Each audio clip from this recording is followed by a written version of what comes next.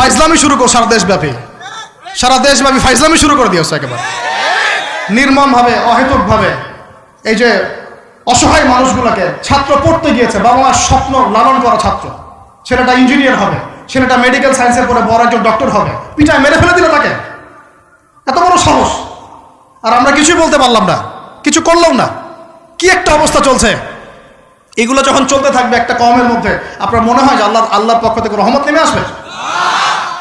লা ইলাহা ইল্লাল্লাহ বলা একজন মানুষ যদি বেঁচে থাকে, ওই একজন মানুষের সম্মানে আল্লাহ পাক কিয়ামত দিবে না ইনশাআল্লাহ। সে একজন মানুষকে এভাবে নির্মমভাবে পিটিয়ে মেরে ফেলো তোমরা। এখন মানুষকে পেটানো শুরু করেছো। নবী সাল্লাল্লাহু আলাইহি ওয়াসাল্লাম শেষ জামানার হাদিস সম্পর্কে বলেছিলেন যে আমি এক শ্রেণীর মানুষকে দেখি নাই যারা আসবে মানুষকে নির্মমভাবে মারবে। নবীজি বলেছিলেন শেষ জামানায় দুই শ্রেণীর মানুষ আসবে, আমি এদেরকে দেখি নাই। নবীজি দেখেন নাই মানে 1400 বছর আগে ওরা ছিল না। এক শ্রেণী হচ্ছে হাতের মধ্যে মানুষকে মারার কিছু অস্ত্র নিয়ে ঘুরে বেড়াবে, এরা মানুষকে নির্মমভাবে পিটাবে, নির্মমভাবে মানুষকে পিটাবে। এই শ্রেণীকে আমি দেখিনি, এরা আসবে পরে। আর এক শ্রেণী হচ্ছে এমন এক শ্রেণীর মহিলা বের হবে যারা কাপড় পরেও নগ্ন থাকবে, নিজেরাও আকৃষ্ট হবে, অন্যকে আকৃষ্ট করবে। তো এই মেয়েদেরকে তো দেখতে পাচ্ছেন, এখন পাচ্ছেন না? তার মানে কিয়ামত কাছে না দূরে? আর আমি এখন ওই হাতে লাঠিওয়ালা ওই গ্রুপকেও খুঁজে পেয়েছি। হাতে লাঠিওয়ালা সেই গ্রুপ কোনটা জানেন? ওই যে ঘরের মধ্যে ঢুকায় যে ছেলেগুলোকে মেরে রাত্রেবেলা মেরে ফেলায়, সেটা গ্রুপের। বিভিন্ন হলে দেখেন না, হকি স্টিক নিয়ে 8জন 10জন মিলে এক একটা করে ছেলেকে ডেকে নিয়ে পিটায় মেরে ফেলায়, এগুলা সেই ছেলে। এদেরকে যারা জন্ম দিয়েছে ওই বাপের জন্য ধিক্কার, এদেরকে যারা জন্ম দিয়েছে এই বাপের জন্য ধিক্কার। আর এখন এরকম লেডিস গ্রুপও বের হয়েছে, এখন মেয়েদেরকেও হলে ডেকে পিটানো শুরু করেছে। তোমরা কি মনে করো যে 5জন 6জন 10জন মিলে একজনকে সারা রাত টর্চার করে মেরে ফেলানোর মধ্যে সুপুরুষ? তুমি সুপুরুষ, তুমি অনেক বড় বীর। সাহসটাকে তুমি একজন মারামারি করে দেখাও না দেখি। তোমার এত বড় সাহস, তাহলে একজন মারামারি করে দেখাও না। আসো রিংয়ের মধ্যে আসো, তারপর দেখি তোমার কত শক্তি, আমাদের কত শক্তি। একজন 1-on-1 ব্যাটেলে আসো দেখি, খালি হাতে 1-on-1 ব্যাটেলে আসো।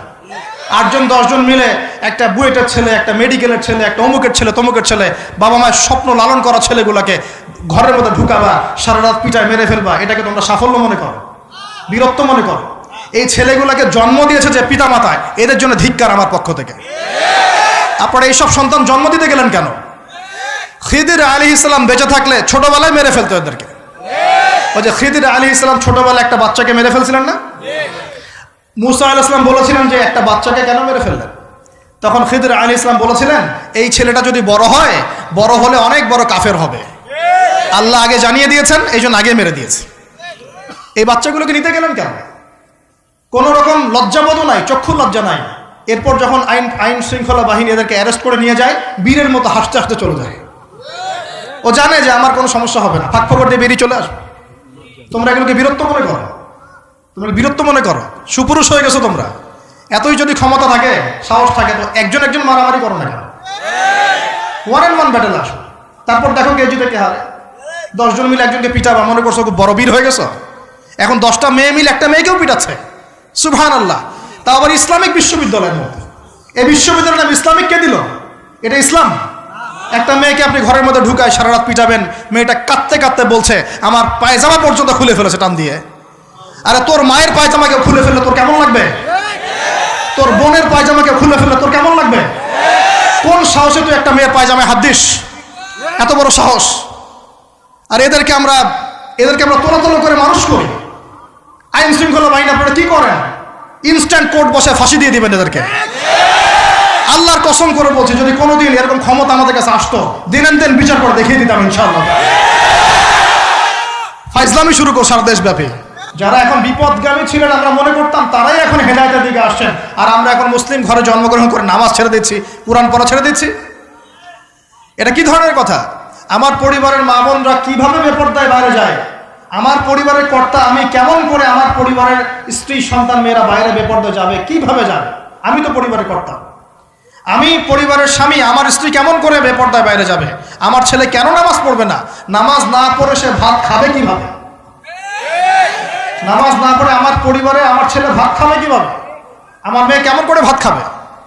অতএব পরিবারটাকে শক্ত করেন, হালাল খান, সামাজিকভাবে ইসলামটাকে এগিয়ে নেন, ইনশাআল্লাহ দেখবেন একদিন বড় পরিসরে ইসলাম কায়েম হয়ে যাবে ইনশাআল্লাহ।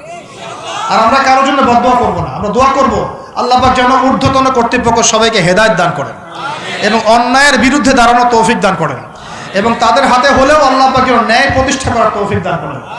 আর ন্যায় কোনটা ন্যায় কোনটা অন্যায় এগুলো এইসব প্রোটেস্ট্যান্ট মুসলিমরা আপনাদেরকে শেখাতে পারবে না।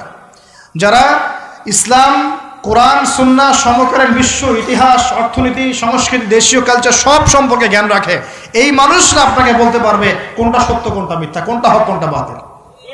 একজন কবর পূজারী আপনাকে কি হেদায়েত দিবে? একজন মাজার পূজারী আপনাকে কি হেদায়েত দিবে? একজন বেদাতি আপনাকে কি হেদায়েত দিবে? হেদায়েত তো নিতে যান খালি ওদের কাছে। আর জ্ঞানী মানুষকে তো মূল্যায়ন করে না। যারা বুদ্ধি বিক্রি করে খায় ওদের কাছে পরামর্শ নিচ্ছেন। আর কিছু বিষয় বলতে বলতে মুখের ফেনা উঠিয়ে দিলাম, তারপরেও কোনোদিনও বললেন না যে হ্যাঁ কথাটা গ্রহণ করা যায়। কি আশ্চর্য! যখন একটা সমাজের মধ্যে এই পাপগুলো ছড়িয়ে পড়বে তখন আল্লাহ পাকের গজব আসবে, এটা আসবেই। প্রতিরোধ কিভাবে? প্রতিরোধ করার কোনো সুযোগই নাই, আপনাকে প্রতিকারও করার কোনো সুযোগ নাই। তওবা করে আল্লাহর কাছে ফিরে আসতে হবে, এটাই সলিউশন, এটাই সলিউশন। এই যে আমরা শহরের কথাই বলছিলাম, আমাদের সমাজের অন্যতম বড় একটা কিয়ামতের আলামত হচ্ছে উঁচু উঁচু বিল্ডিং নির্মাণের প্রতিযোগিতা।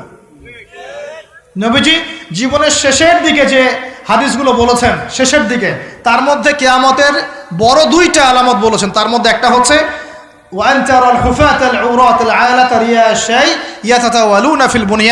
যখন দেখবে সমাজের সবচেয়ে নিম্ন শ্রেণীর মানুষেরা, রাখাল টাইপের মানুষ, গায়ে জামা নাই, পায়ে স্যান্ডেল নাই, উঁচু উঁচু বিল্ডিং নির্মাণের প্রতিযোগিতা করছে।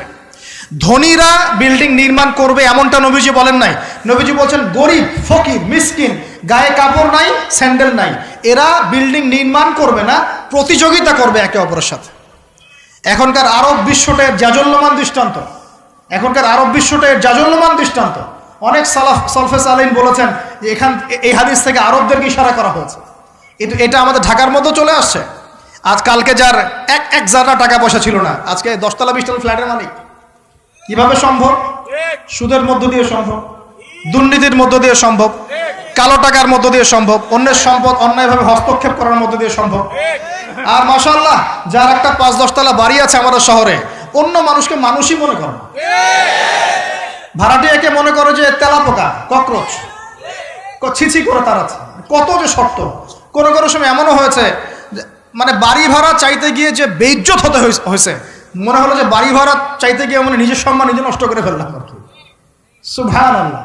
কারণ যখন নিম্ন শ্রেণীর মানুষের কাছে অর্থ আসে তখন কিন্তু এদের মধ্যে কালচার আসে না, কালচার আসে না। সম্পদ আসে ঠিকই, কিন্তু কালচার, সভ্যতা আসে না। তারা অসভ্যই থেকে যায়। কাকে সম্মান দিতে হবে, কাকে দিতে হবে না সেটাও জানে না। কথা বুঝতে পারছেন? এটা আমাদের সমাজ এখন চলছে, হাইলি কনস্ট্রাক্টেড বিল্ডিংসের প্রতিযোগিতা। আর আমরা বলবো কেন, এই যে এখনকার সেকুলার রিপোর্টগুলোই বলছে বেশিরভাগ বিল্ডিংয়েরই দেখা যায় যে কোনো রকমের ভিত্তি নাই। এই 5-6 মাত্রা ভূমিকম্প হলেই সব ধরধর করে পড়ে যাবে।